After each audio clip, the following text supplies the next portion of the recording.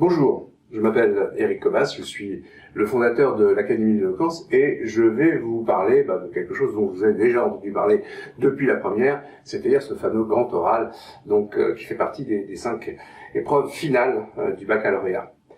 Alors tout d'abord, de quoi s'agit-il?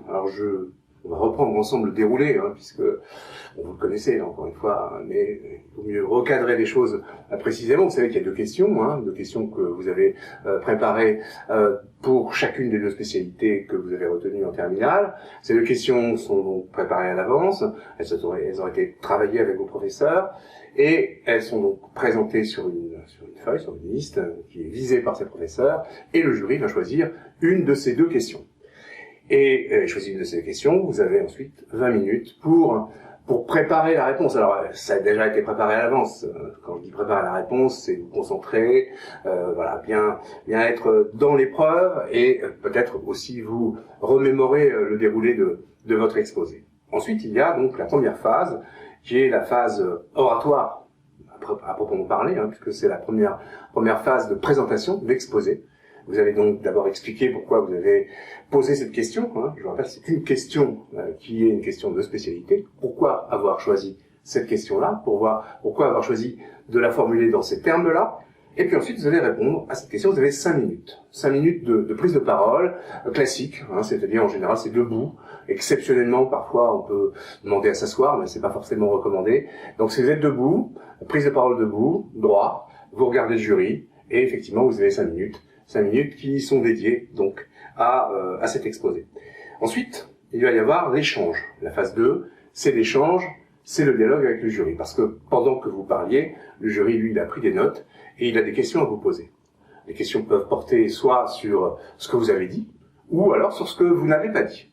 Et donc on est dans une relation d'échange. Il y a des questions et il y a des réponses.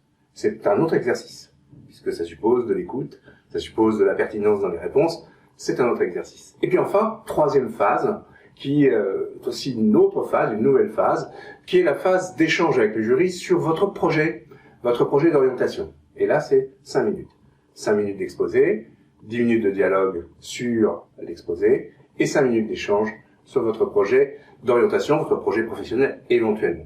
Voilà à quoi ressemble cette épreuve, qui est une épreuve extrêmement riche, parce que finalement, elle associe à la fois ce qu'on appelle les oraux de connaissances, les oraux classiques, où on interroge un étudiant sur ce qu'il a appris et on mesure s'il est capable de restituer ce qu'il connaît et s'il est capable de prendre du recul par rapport à ce qu'il connaît.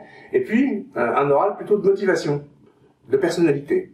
C'est les 2 types d'oraux qui existent. Donc les 2 oraux sont combinés en ajoutant effectivement la question du dialogue. Alors qu'est-ce qu'on va évaluer? On va évaluer d'abord effectivement votre capacité oratoire, votre qualité d'éloquence. A priori c'est ça, c'est le retour de l'éloquence, c'est le grand oral du bac, comme il y avait autrefois un grand oral pour l'ENA, ou comme il y a encore aujourd'hui un grand oral pour l'École nationale de magistrature. Donc c'est le retour de l'éloquence, première chose, capacité oratoire. Deuxième évaluation, votre capacité à gérer le temps. Vous avez 5 minutes, c'est pas 4, c'est pas 6, c'est 5 minutes.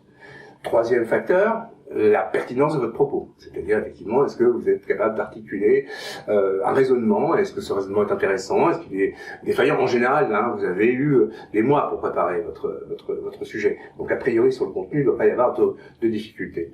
Et puis, dernier critère, c'est votre capacité à rebondir, votre capacité à réagir à des questions qui sont parfois peut-être un peu embarrassantes, si, par exemple, le jury n'est pas forcément d'accord avec une des propositions que vous avez formulées. Voilà le déroulé que vous connaissez bien, et donc je vous propose dans les capsules qui vont suivre, dans les petites vidéos qui vont suivre, de détailler chacune de ces phases, l'exposé, le dialogue et le projet, puisque pour chacune de ces situations, il y a des conseils particuliers à donner sur le plan de l'art oratoire, sur le plan effectivement donc de la technique de l'expression orale,